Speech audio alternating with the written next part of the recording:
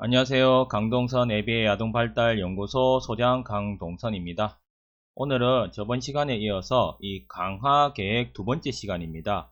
저번 시간에 연속적 강화에 대해서 했고요. 그리고 간헐 강화에 대한 정의를 이렇게 한번 살펴봤습니다. 어떨 때 써야 되는지 이런 부분하고, 그리고 간헐 강화 계획 중에서 비율과 관련된 고정 비율, 변동 비율 간헐 강화 계획에 대해서 한번 알아봤습니다.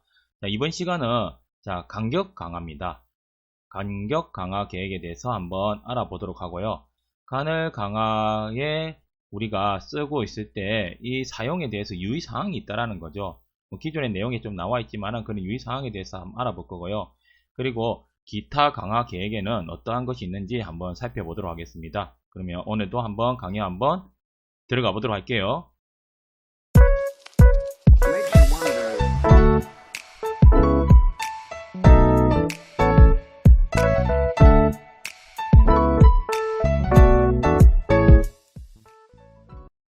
간격 강화 계획. 자, 우리가 앞에 비율이라는 거는 횟수라고 제가 이야기를 했어요. 횟수와 관련된 거, 비율, 일정한 시간 안에 몇 번을 했느냐, 이런 내용입니다. 하지만 이런 간격 강화 계획 같은 경우에는 우리가 시간이라는 거예요. 그래서 여기에 보시면은 반응의 빈도, 횟수라는 겁니다. 빈도와 상관없이 일정한 시간이 지난 후, 시간을 정했어요. 그 시간이 지나고 난 후 첫 번째 우리가 표적 행동 있죠. 우리가 원하는 반응, 표적 행동, 목표 행동이 될 수 있습니다. 자, 그게 발생했을 때 우리가 강화하는 방법이라는 겁니다. 그래서 간격에 초점을 둔다라는 거죠. 5분 간격으로 정해진 강화 계획에서는요, 하나의 반응이 강화된 후 5분이 지난 다음에 첫 번째로 발생한 반응을 강화하고, 또다시 이제 그 강화하고 나면은 5분이 다시 경과해야 됩니다. 자, 5분이 경과한 후 또 첫 번째 나타나는 반응이 있을 때 우리가 정했던 강화물, 강화제, 이렇게 해서 강화를 시키는 방법이라는 겁니다. 자, 일정 시간 내에, 시간 간격입니다. 정해진 간격. 얼마나 많은 반응을 하느냐 하는 것은 강화의 기회와 아무런 상관이 없습니다. 자, 시간 안에 10번, 20번, 30번 했다. 그거하고는 상관이 없어요. 그 시간이 지나고 나서 우리가 어떠한 행동이 첫 번째 나타났을 때 우리는 강화를 해주는 것이지, 한 번도 나타나지 않다가 시간이 지나고 나서 그 행동을 해도 강화를 받을 수가 있고요. 100번, 200번, 300번을 해도요. 그 시간이 지나고 나서 그한 표적 행동을 하지 않으면은 강화를 받을 수 없는 개념입니다. 그래서 어떻게 많이 해야 된다라는 동기가 좀 부족한 면이 있죠. 그러다 보니까 완만한 저속 반응이 특징으로 나타난다는 겁니다. 비율 같은 경우에는 빨리 많이 하면은 성취가 빨리 오잖아요. 결과가 빨리 나타나는데, 이거는 시간이 지날 때까지는 어떠한 행동을 해도 내가 상관이 없다 보니까 이런 것을 하지 않는 저속 반응 비율이 나타난다는 겁니다. 자, 그러면 우리가 간격 강화 계획도 고정이 있고 변동이 있습니다. 그러면 고정은 알겠죠? 시간의 간격을 고정적으로 한다는 개념이에요. 자, 일정한 시간이 지난 다음 첫 번째 발생한 표적 반응을 강화하는 방법이라는 겁니다. 일정한 시간. 자, FI예요. 자, 간격이에요. 고정입니다. 2분이면요. 자, 2분이 지난 후 첫 번째 발생한 반응을 강화를 한다는 겁니다. 강화 후에 다시 2분이 지난 다음 첫 번째 발생한 반응을 강화한다는 거예요. 일정 시간이 지나면 그 자체로 강화 요건이 충족되는 것이 아니라 일정 시간이 경과한 다음 첫 번째 발생한 표적 행동이라는 겁니다. 시간이 지나면 2분 돼서 줘, 2분 돼서 줘, 이거 아니에요. 2분이 되고 나서 그 행동이, 2분이라는 것은 일반적으로 기본적인 충족 요건이라고 생각하시면 되고요. 그러면 여기에 필수적인 게 뭐가 있느냐, 이러한 시간을 달성하고 나서 엔드, 자, 그 행동이 나타났을 때, 이후에, 이전에 나타난 거 안 돼요. 이후에 나타났을 때 그 행동을 강화한다라는 거. 이게 바로 고정 간격 강화 계획이라는 겁니다. 자, 그래프 한번 보고 설명해 드리도록 할게요. 자, 그래프, 자, 고정 간격 강화 계획에서는요. 자, 여기에 보시면은, 자, 그래프의 모양을 한번 보세요. 자, 이런 부분들. 자, 이 모양이 있습니다. 아까 우리가 고정 비율에서는 이런 하다 말다 하는 거 있었죠. 그때 제가 이게 가리비 효과라고 이야기를 한번 했습니다. 약간 형태가 가리비처럼 생겼다고 해서 이걸 가리비 효과라고 하는데, 이것도 누적에서는요 일정한 비율 나타나지 않는다는 거예요. 완만하게 올라가고, 고속으로 올라가는 것도 아닙니다. 완만하게 올라가고요. 강화를 받고 나면은 또 이렇게 된다는 거예요. 강화 직전에 이제 이 시간 다가왔다 하면서 이제 행동이 증가하긴 하는데, 그 이전에는 이렇게 약간 가리비 효과처럼 반응의 중단이 오랫동안 일어난다라는 겁니다. 자, 이게 바로 고정 간격 강화 계획의 그래프라고 보시면 될 것 같아요. 자, 그리고 기울기 보시면은 완만하죠. 종합적으로 보여준 것도 있는데 완만하다는 겁니다. 이 부분도 한번 잘 참고하시면 좋을 것 같아요. 그래서 간격 강화 계획이 일반적으로는 고속, 이제 우리가 반응보다는 저반응을 나타낸다라고 보시면 될 것 같아요. 일정한 시간에 우리가 요구했던 행동이 조금은 적게 나타난다, 이렇게 생각하시면 될 것 같습니다. 자, 고정 간격 강화의 효과를 한번 볼까요? 고정 간격 강화에서는 강화 후 반응의 중단이 비교적 길게 나타나요. 앞에 그래프하고 한번 비교해 보시면요, 더 길게 나타난다는 거 아마 보실 수 있을 것 같고요. 그래서 여기도 나오죠. 가리비 효과라고 했습니다. 아까 고정 간격 강화가 생성하는 특정한 형태가 가리비 무늬 이제 있거든요. 가리비가 이제 나타나는 무늬와 같은, 바닷가에 나타나는 부분 있잖아요. 이런 가리비 무늬와 같은 그 모양이 같다고 해서 빗댄 말입니다. 가리비 한번 보시면 아실 거예요. 가리비라는 것이 있습니다. 그 모양하고 비슷하기 때문에 우리가 가리비 효과라고도 하는데, 뭐 이 용어를 아셔도 되고, 그냥 중단되는 그 형태가 오랫동안 지속이 된다라고 생각을 하시면 될 것 같아요. 이것도 하다 말다 하는 현상이라고 생각하셔도 되고요.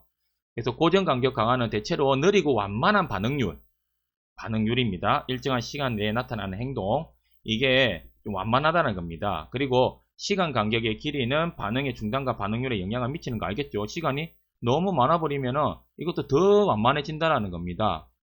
강화 후에 중단 현상은 고정 간격이나 고정 비율에서도 모두 나타나지만은, 자, 그 형태는 서로 다르다는 겁니다. 아까 봤었죠? 짧고 나타나는 부분이 있고, 가리비로 길게 나타난다 이거고요. 고정 비율 강화는 아주 빠른 속도로 일관성 있게 반응을 하는 모습을 보이거든요. 근데 고정 간격 강화는요, 중단이 비교적 길다라는 겁니다. 가리비처럼 길다라는 거고요. 강화되기 직전에만 집중적으로 높은 반응률을 보일 뿐, 전반적으로는 반응 속도가 느린 것이 특징입니다.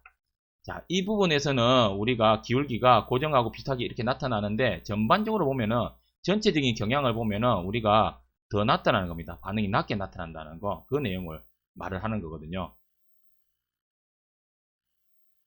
자, 그러면 변동 간격 강화 계획에 대해서 한번 설명을 해드리도록 할게요. 이것도 이제 이해가 가실 겁니다. 간격인데 변동을 해라, 고정이 아니라 변동을 해라, 이 말입니다. 무작위로 정해진 다양한 시간 간격이 있습니다. 자, 표적 행동을 강화하는 것으로서 하나의 시간 간격이 지날 때마다 첫 번째 발생한 표적 반응입니다. 표적 행동, 이걸 강화한다라는 거, 이제 이건 아시겠죠?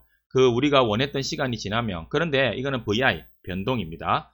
평균은 5분이에요. 평균은 5분으로 맞춰가야 됩니다. 우리가 변동에서는 평균을 맞춰간다고 제가 이야기했어요.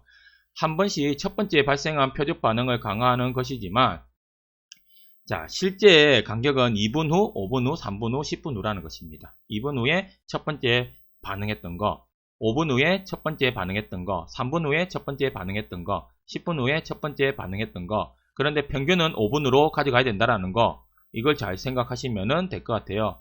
고정에서 달라진 거는 변동적인 느낌이 있다, 그렇게 생각하시면 됩니다. 자, 그러면 변동의 이제 특징은 그거죠. 중단 없는 안정된 반응입니다. 그는 가리비 효과가 나타나지 않는다는 거죠. 그런데 우리가 간격은요, 비율보다는 완만해요. 우리가 시간당 어떠한 행동을 증가시키기에는 조금 완만하게 나타난다라는 부분이 있다라는 거 아마 아시면 좋을 것 같고요. 그래서 중단 없는 안정된 반응을 보인다라는 부분이 있어요. 강화를 받아도 왜? 예측을 할 수 없기 때문에. 예측이 가능하면요, 그 행동이 달라진다는 거예요. 자, 제가 예전에 야간 자율학습 할 때가 있습니다. 제가 고등학교 다닐 때는 야간 자율학습 시간이라는 게 있었어요. 그런데 자, 우리가 10시 30분까지 야간 자율학습을 하면요, 자, 6시하고 7시 저녁 먹고 나서 이제 시작을 합니다. 그러면 8시, 9시, 10시에 이렇게 한 번씩 도는 감독관 선생님이 있었고요. 선생님이시죠. 그리고 어떨 때는 자 어떤 선생님은 7시 반에 왔다가 9시 10분에 왔다가 10시 20분에 왔다가 어떨 때는 뭐 이 우리가 예측 못하게 한다는 겁니다. 그러면 예측이 가능할 경우에는 어떻게 할까요? 자 8시가 되기 전까지는 실컷 떠듭니다. 표적 행동이 나타나지 않는 거죠. 조용히 하고 야간 자율학습 공부를 하는 것이 우리가 말하는 자 표적 행동인데 그 행동이 나타나지 않습니다. 그런데 8시가 가까이 되면은 이제 혹시나 올 거라는 생각에 예측은 좀 더 가능하죠. 그러면 조금 조용해집니다. 조용해지고 나서 선생님 지나가고 나면 또 막 떠들어요. 그거는 그 우리가 말하는 앉아서 공부하는 행동 자체가 없어진다는 거, 감소되는 가림 효과가 나타날 수 있겠죠. 그런데 자 변동적으로 해버리면요. 자 왔다 가면은 조금씩 그렇게 하긴 하는데 또 언제 올지 몰라요. 10분 뒤에 올지 20분 뒤에 올지 언제 올지 모르다 보니까 그 소리 자체를 조금은 이제 우리가 앉아있는 행동이 조금은 더 반응률이 높아지는 경우는 있습니다. 그런 거는 있긴 한데 예측을 못하다 보니까 중단되는 경우는 없어요. 왜? 10분 있다가 바로 오면 또 어쩔 거냐. 그렇게 너무 불규칙적으로 오는 선생님이 있으면은 그 행동이 더 유지될 수 있는 거. 앉아서 자율학습하는 행동은 우리가 말하는 표적 행동은 더 유지될 수 있는 것이 있다라는 겁니다. 이게 이제 변동과 고정의 그 차이라는 거거든요. 빈도에서도 있습니다. 근데 빈도는 조금 더 우리가 빈도라는 횟수가 있기 때문에 그걸 고속으로 유지한다는 느낌으로 보시면 되거든요. 자, 변동 간격 강화의 효과는요. 변동 간격 강화는 일정하고 안정된 반응률을 산출합니다. 그리고 비교적 느리고 완만한 반응률이라는 거 이제 아시겠죠? 평균 간격의 길이는 반응률에 영향을 미친다. 맞죠? 2분보다 뭐 10분, 1시간 이렇게 해버리면은 더 이제 우리가 영향을 많이 가겠죠. 더 하기가 힘들다는 겁니다. 그 시간 어떻게 지내? 하는 게 있으면은 그래서 우리가 한 번에 목표를 잘못 잡고 계획을 잘못 잡아버리면은 그 행동을 포기해버리는 현상이 나타나는 것이 이런 현상이거든요. 비율 긴장과 관련되어 있다는 거 제가 앞 강의에서도 이야기를 해드렸습니다. 일정한 범위 내에서 평균 간격의 길이가 길수록 전반적으로 반응률은 낮아진다는 거. 그리고 비율 강화 계획에서는 반응수의 증가에 따라 강화의 기회가 앞당길 수 있거든요. 빨리 하면은 그 다음이 빨리 옵니다. 그래서 고속 반응을 산출할 수 있게 되는데 간격 강화 계획에서는 반응을 얼마나 많이 하느냐는 상관이 없다는 겁니다. 시간이 지나고 반응을 해야 돼요. 그렇다 보니까 영향을 주지 못한다는 거죠. 그래서 일반적으로 낮은 반응률이 특징이다라는 겁니다. 그걸 한번 생각해 보시면 좋을 것 같아요. 자, 그러면 이게 단점이잖아요. 그러면 우리 시간이 지나고 나서도 한참 뒤에 우리가 5분 계획을 했는데 다음 반응 나올 때까지 5분이 더 걸려요. 그러면 그때 다시 강화를 준다? 너무 연계성이 없어지고 계획에 맞지 않다는 겁니다. 그래서 이걸 조금 반응 시한, 자, 반응 지연 시간이라고도 할 수 있습니다. 자, 우리가 어떠한 시간이 지나고 다음 반응이 일어날 때까지를 우리는 지연 시간이라고 하거든요. 자, 이거 해볼래? 라고 했는데 그 행동을 할 때까지의 그 시간 있죠. 1초가 지나면 1초 거고요. 10분이 지나면 10분일 겁니다. 그 간격을 우리는 지연 시간이라고 이야기를 해요. 지속 시간은 뭐예요? 그 행동을 계속 하고 있는 시간이고요. 이런 지연 시간인데 이런 시간을 활용을 해가지고 이런 단점을 극복할 수 있다는 겁니다. 간격 강화 계획에서 첫 번째 반응을 강화하는데 기다리는 시간이 상당히 지나도 그 행동이 나타나지 않는다는 겁니다. 그러면 반응의 지연을 감소시키기 위해서 고안된 방법이라는 거거든요. 자, 예를 들어서 FI 고정입니다. 자, 고정 간격 2분으로 했어요. 2분이 지나도 행동이 나타나지 않거든요. 그러면 LH, 이제 이 간격, 그 지연되는 간격 있잖아요. 이거 20초. 그 시간이 지나고 20초 안에 해야 이거는 성공했다. 안 그러면 강화를 받을 수 있는 행동을 달성했다라고 하는 겁니다. 그래서 계속 2분, 3분 지연되는 것이 아니라 20초 안에 해야 되거든요. 그렇게 시간을 제한하다 보니까 반응을 조금 더 올릴 수 있다는 거, 이게 있습니다. 우리 간헐 강화 계획에서 시간도 있지만 지연으로 하는 또 간헐 강화 계획도 있거든요. 예를 들어 디알로 같은 경우가 여기에서 할 수 있는 부분이 있어요. 차별 강화, 다른 행동 차별 강화, 타행동 차별 강화 있거든요. 이 부분하고 연관이 있다고 보시면 됩니다. 자, 그러면 강화와 소거 저항이라는 거 한번 볼게요. 초반에 한번 이야기는 드렸는데요. 강화가 중단되어도 반응이 계속되는 것을 의미한다는 겁니다. 소거라는 것은 어떠한 표적 행동이 있어요. 강화를 받은 행동이 있습니다. 이 행동이 계속하고 있죠. 소거 저항이 크다는 건 뭡니까? 이 행동이 줄어들지 않으려고 한다라고 제가 이야기를 드렸어요. 그러면 도전적 행동도 소거 저항이 되면 이거는 문제가 되겠죠. 도전적 행동이 우리가 아무리 소거를 시키려 해도 소거 안 되니까 힘들다는 거고, 그런데 우리가 표적 행동, 바람직한 행동, 대체 행동 같은 경우에는 강화가 중단되어도 계속 유지되면 더 좋다는 겁니다. 소거 저항이 더 높으면 더 좋다라는 거예요. 그래서 반응이 계속되는 것을 의미하는데 강화가 중단된 후 완전히 소거되기까지 발생하는 반응의 빈도나 지속시간으로 측정된다는 겁니다. 끝나고 나서도 그 행동을 얼마나 계속하고 있는지를 측정을 한다는 그런 개념이에요. 자, 발생한 반응 빈도가 높을수록 많이 해왔던 행동일수록 그 지속시간이 오랫동안 해왔던 행동일수록 도전적 행동일 때는 이게 많으면 그만큼 줄이는데 오래 걸린다는 거고요. 표적 행동 같은 경우에는 이렇게 많이 있으면 소거 저항이 더 높습니다. 그러니까 오랫동안 해왔고 많이 해왔던 거는 그만큼 소거 저항이 높으니까 그 행동이 즉각적으로 줄어들 확률이 줄어든다라고 생각을 하시면 될 것 같아요. 계속 강화의 역사를 가진 반응은 강화가 중단되면 즉시, 제가 이야기했거든요. 비둘기 실험도 이야기했고요. 즉시 이제 소거가 되는 소거 저항이 거의 없다라는 거죠. 근데 간헐 강화의 역사를 가진 반응은 강화가 중단되어도 쉽게 중단되지 않고 끈질기게 지속된다. 이거는 소거 저항이 높아진다 라고 보시면 돼요. 그래서 우리가 습득을 할 때는 계속 강화, 유지를 할 때는 제가 뭐라고 했죠? 간헐 강화라고 이야기한 겁니다. 간헐 강화가 되면 그만큼 줄어들지 않기 때문에 그런 거거든요. 그래서 그런 형태로 강화 계획을 잘 짜는 것이 그만큼 중요하다라는 겁니다. 강화가 잘못된 게 아니고 우리가 어떠한 방법을 가지고 어떠한 목표를 가지고 진행하느냐에 따라서 우리가 가지고 있는 행동의 원리들은 다양하게 활용을 할 수가 있습니다.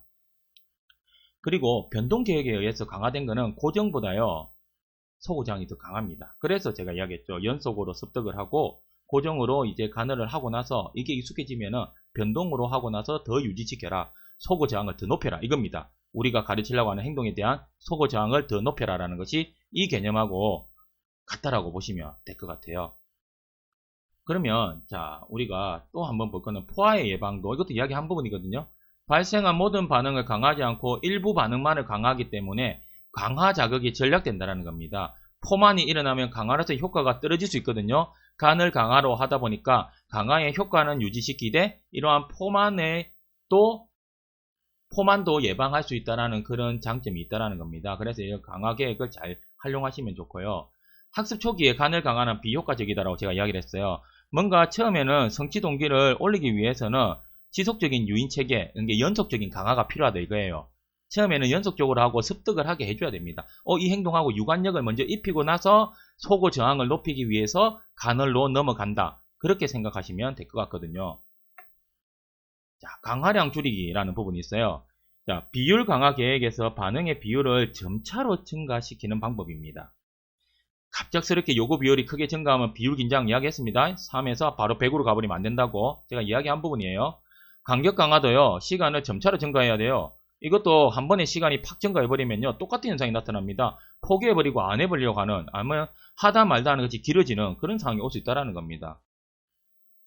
강화의 감소에 저항 없이 적응할 수 있도록 학습자 우리 아이들 안 그러면 우리 그 성인들 대상자가 강화 계획에 대하여 분명하게 설명하도록 해줘야 돼요. 이렇게 될 거라는 거 예측이 가능하다면은 안 그러면 의사소통이 부족하다고 하면은 그러한 부분에 대해서 모델링이나 여러가지 방법, 시각적인 방법으로도 알려줄 수 있는 방법이 있습니다.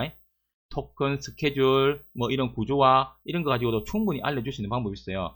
의사소통이 안 되다 보니까 이거 어떻게 알려줘요 하겠지만은 의사소통이 되는 가운데서는 적절하게 알려주고요. 그리고 의사소통이 되었다 하더라도 그걸 정확하게 모를 수가 있습니다.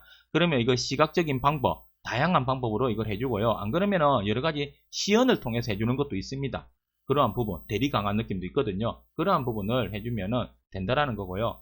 표적 행동이 일상생활에서 자연적으로 강화될 수 있다고 해야 되는 건 이건 일반화 전략입니다. 당연히 필요해요. 모든 행동은 다 일반화 전략이 있어야 됩니다. 초기에 밀집된 강화 계획에서 점차 밀도를 줄이고요. 고정 비율 계획에서 변동 비율 계획으로 옮긴다. 이거 제가 이야기했어요. 중요한 것은 개선된 행동이 상실되지 않는 범위 내에서 조금씩 체계적으로 시작은 미비하되 조금씩 올려주면 돼요. 그렇게 하고 나서 강화의 빈도를 줄여 쉽게 적응할 수 있도록 해주는 겁니다. 그래서 계획을 잘 잡으면은 학습을 할 때 행동을 중재할 때도 이러한 부분들을 잘 활용할 수 있다는 겁니다. 이거에 대해서 많이 고민을 해야 되죠. 그래서 우리가 교육을 할 때나 중재를 할 때 관건은요, 이 강화일 수 있어요. 이 강화 계획을 어떻게 가져가느냐. 강화가 없을 때 참 힘들죠. 근데 이 강화가 있을 때는 그냥 또 쓰는 것이 아니라 좀 하다니까 안 되더라 이런 것이 아니라 강화를 정확한 계획에 따라서 쓸 수 있는 거. 학습이 있을 때는 이 강화를 얼마나 더 학습적으로 잘 활용할 수 있느냐. 그런 부분들은 충분히 우리가 고민해야 되는 부분이라고 저는 생각을 합니다. 자, 기본적인 간헐 강화 계획의 변형을 한번 볼게요. 행동의 발생 비율에 따른 차별 강화 계획이 있습니다. 우리가 고빈도, 고비율 차별 강화, 저비율 차별 강화 이야기했어요. 이게 반응의 지속 시간과는 상관없이 미리 정해진 발생 비율입니다. 발생 비율에 따라서 표적 행동을 강화하는 거, 이걸 이제 차별 강화에서도 이런 간헐 강화 계획을 변경해서 이렇게 하는 것이 이 고비율, 저비율 이런 차별 강화 계획이라는 거 이거 아시면 될 것 같고요. 점진적인 강화 계획. 자, 어떻게 그러면 이거 늘려나가야 되느냐, 어떻게 비율을 적당하게 늘려나가야 돼요? 라는 부분이 있을 때, 자, 현재의 강화 비율이나 간격에 일정량의 수치를 더하는 거 있죠. 자, 몇 번이 더하는 거. 이거는 이제 점차적으로 강화 요구 수준을 높여나가는 산술적인 방법이 있고요. 현재의 강화 비율에 일정한 수를 곱하는 거 있잖아요. 이게 2에다가 1을 더할 수도 있는데 2 곱하기 2 이런 식으로 해서 2, 4, 6, 8 이게 곱으로 이렇게 기하학적으로 넘어가는 부분이 있습니다. 이런 부분 같은 경우에는 또 행동에 따라서 이런 산술적인 방법, 기하학적인 방법을 써야 된다는 겁니다. 더할지 곱할지 이런 부분은 계획에 따라서 우리가 자, 처음에 계획을 짤 때 어떠한 방법으로 진행해야 되는지를 결정하는 부분이라고 생각하시면 될 것 같아요. 이거는 행동이나 학습의 유형에 따라서 어떠한 것을 써야 된다는 건 없습니다. 모든 방법은 그래요. 아이에 따라서 우리가 가르치려고 하는 거, 중계하려고 하는 거에 따라서 이거는 얼마든지 변경이 될 수 있다라고 생각하시면 됩니다. 복합형 강화 계획이 있어요. 동시형 계획, 변별형 계획, 비변별형 계획, 그리고 반응의 비율과 시간 간격을 병합한 계획 이런 부분이 있습니다. 이 부분 같은 경우에는 조금 더 다양한 개념들이 많이 접목이 돼야 되기 때문에 우선은 자, 간헐 강화 계획에 이런 복합형 강화 계획이 있다라는 것만 알고 계시고요. 이후에 혹시나 시간이 된다면 이 부분에 대해서도 좀 자세하게 설명해 드리도록 할게요. 그런데 앞에 부분만 지금까지 잘 알고 계셔도 충분히 강화와 거기에 대한 강화 계획에 대해서는 충분히 알 수 있지 않을까라고 저는 생각을 하고 있습니다. 자, 오늘도 강의 들어주셔서 고맙고요. 자, 그리고 이제 앞으로도 의미 있는 자료 계속 올리도록 할 테니까 구독하고 좋아요 부탁드립니다.